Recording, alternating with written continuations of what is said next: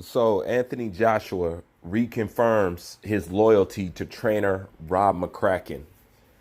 Says he doesn't plan on getting rid of Rob McCracken. He just plans on adding. And in this interview that this article is pulling from, Anthony Joshua said that he takes loyalty over experience.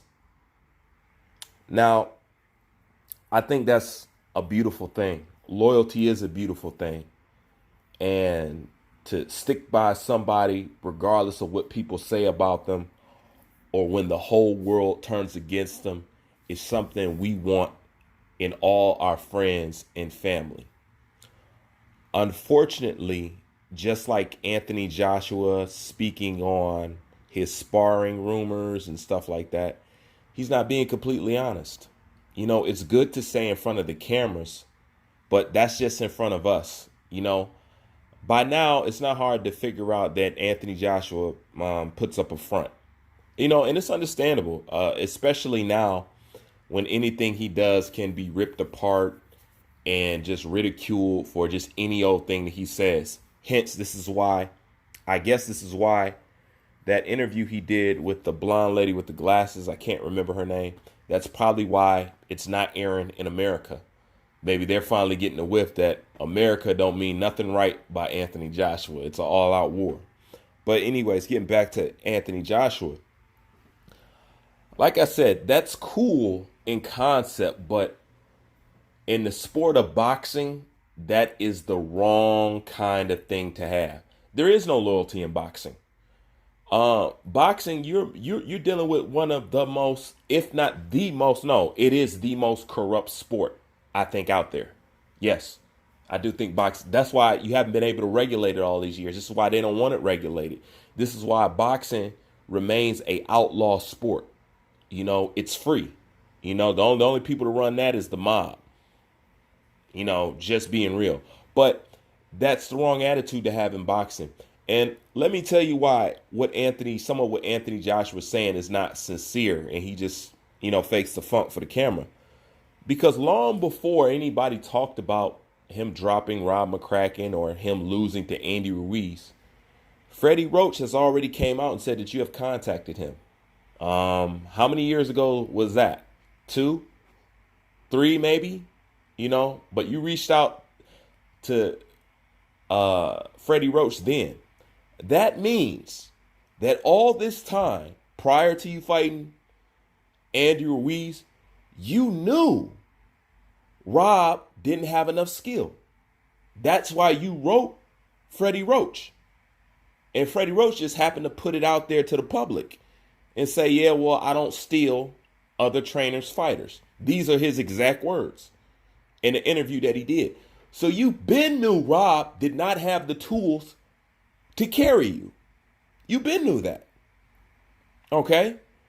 Which is why you're saying now, I won't get rid of Rob, but I will add on George Foreman. And I'm just curious, are you in the business of wasting money just because you like somebody? At the end of the day, that's your blood, that's your sweat, that's your tears, that's your brain damage, that's your this, that's your that on the line. Don't be so sure if the tables were reversed, Rob McCracken would do the same for you. I'm telling you right now, he wouldn't. Okay, I'm telling you right now, he wouldn't. All right? And if you want to know if they care about you or not, I'll put it like this. No trainer who sincerely cared and was sincerely on top of their game about their number one prize fighter would, number one, let you come into as many fights as you did overweight. And I know it's the heavyweight division, so you don't have a target weight, but all fighters should know their fighting weight. So when they let you walk in there at 250, 254, 245 and all that other stuff, if they ain't trying to keep you under 230, 238, I've already said it. That's your weight from 230 to 238. You can go under that if you wish.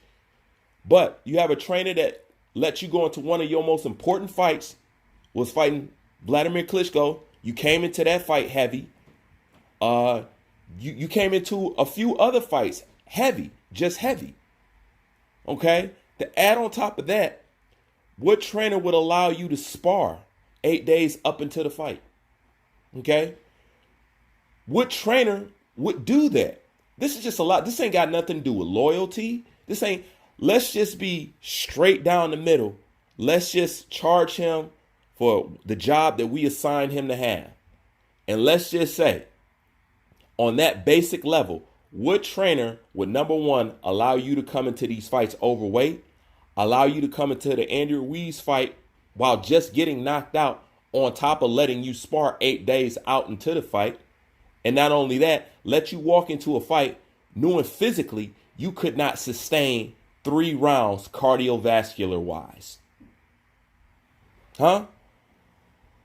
Tell me, what kind of a trainer has a boxer that when you got in trouble, you didn't even know how to tie Andy Ruiz up? Your arms are longer. Shouldn't have been no problem for you to wrap it around his body, but you didn't even know how to tie him up. Listen, I understand everybody got flaws and nobody's perfect, but these are elementary flaws to me. You know, and you keep talking about experience. No, loyalty over experience. Anthony Joshua, that's stupid. That doesn't make no sense. You rather add on rather than getting what you, and this is the crazy part. In this article right here, he talks about another trainer he was with. What about the trainer that you was with before Rob McCracken? He was doing a great job with you. You ain't had no problems switching him out and making Rob McCracken the head trainer, even though they say he still works with your team. I can't remember his name, but it's not the gentleman that you mentioned in this article right here. You only mentioned 2 guys. What happened to the guy that you was working? I wish I could remember his name, but he was actually teaching you right and doing good by you. And you swapped him out for Rob McCracken. And then you made Rob McCracken your head coach trainer. You know, and I don't know what happened to him, but evidently he didn't keep up with the team because you stopped developing it in that manner. Like your amateur pedigree almost disappeared overnight. You know, and they're not even training you to your capabilities. You're not no 1-punch, 2-punch boxer. I mean, yes, you're a heavyweight. You're capable of throwing 3 and 4 punch combinations. Seriously. The reason why Andy Ruiz is always going to give problems to somebody like Anthony Joshua, because his punch output is higher. He returns 2 or 3 punches back on your 1 and 2. That's really what it is. You throw 1, 2, and then you gauge it, and then you trying to set up again. Okay? You have no fluency. That 1, 2, that's not going to work with a little guy like that with fast feet and fast hands. It's not going to work. But loyalty over experience, that can't be true. And you rather pay George Foreman and pay Rob McCracken just for loyalty? Man. That's disappointing. And even you know Rob McCracken is not good enough for you. Because like I said, Freddie Roach, and you looking to take up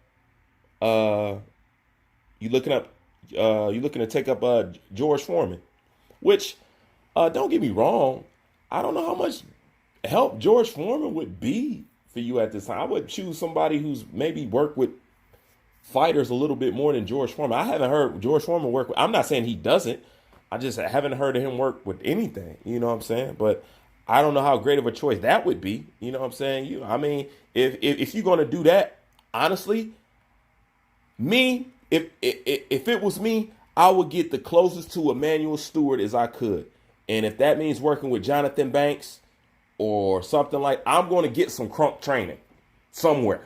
You know what I'm saying? Just look at what he's did for all the people who have came to his gym. You know what I'm saying? I will get the closest to Manny as I can get, but I understand that's me. But choosing loyalty over experience is not a smart move. And if you lose this fight, you can chalk it to loyalty over experience, because you didn't care if he didn't have the right tools. The fact that you just want to add to your camp lets you know that you're missing something.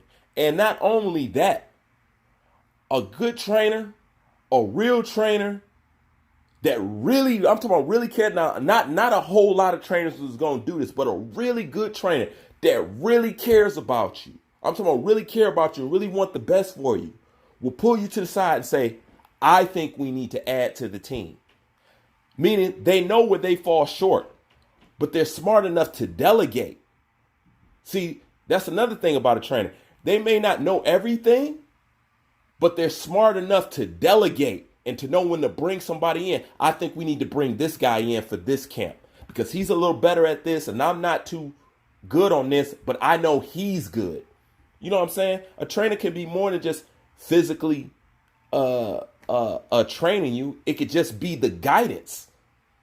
You know what I'm saying? Like, you really think Customato was doing all that work with Mike Tyson? It was more the guidance. Yeah, he was teaching him stuff, but he wasn't holding the pads with him and doing all that stuff that Rooney was doing. You know what I'm saying? It's the guidance. You can kind of take the same thing about the Creed movie with Rocky. Rocky wasn't really training Adonis Creed. He was more just guiding him, showing him where to go, train with this person, do pads with this person, and giving him the mental mindset. You know what I'm saying? And maybe that's something that he can use George Foreman for, is having the right mental mindset. But you can't say your team is all good. You can't say you're strong when, number one, you talked about getting a mental coach. So you saying, oh, I'm just relaxed. I was so relaxed. You can't be trying to hire a mental coach and then say you're relaxed at the same time. And then you can't say that Rob McCracken is more than enough to what you need, but at the same time, you're talking about adding on to people. It's something that you need to think about for the future because, like you said, boxing is a small window and a small opportunity. You know what I'm saying? This is the flesh game. You're peddling flesh, okay? So your youth and all that stuff is connected. So you want to make the best decisions while you're in there. If you speak on boxers not having a retirement plan and not knowing how to invest their money and stuff like that, then that same kind of attention needs to be paid to your skill set and going into boxing. And to be honest, I know you made a lot of money, but you are too young in the sport to fall out of love with boxing. That's just my opinion with it. I think it's too early for you to talk about you lost how did you lose your passion? I understand you getting a whole lot of money, but I don't think you should have lost your passion in the process. You're 20-something fights in, man. You didn't have an extensive amateur career. So how do you just now starting to lose your passion? That's weird to me, man. That's just weird. But this is just my thoughts on it and him talking about he want to stick with Rob McCracken. Look, I love loyalty. I'm big on loyalty. It's great. But intelligence overall, and it's got to make sense, you know, because I guarantee Anthony Joshua, if you want to know if you're doing the right thing for yourself, it's just turn the tables around and put yourself in their position and then put them in your position and ask yourself, would they do the same thing with you? You know that's a no. All right. So why you want to gamble with your career because of loyalty? Well, it's your choice at the end of the day, you know. But at the end of the day, no, whatever you do from this point on, whatever loss you take, and I'm not just saying this to Anthony Joshua, I'm saying this to me, myself, and the rest of his fans. We can't look at Rob McCracken and say, it's your fault. We can't look at this person and say his team wasn't protected. We can't. At the end of the day, Anthony Joshua is a man with 2 ears and a brain in between, just like everybody else.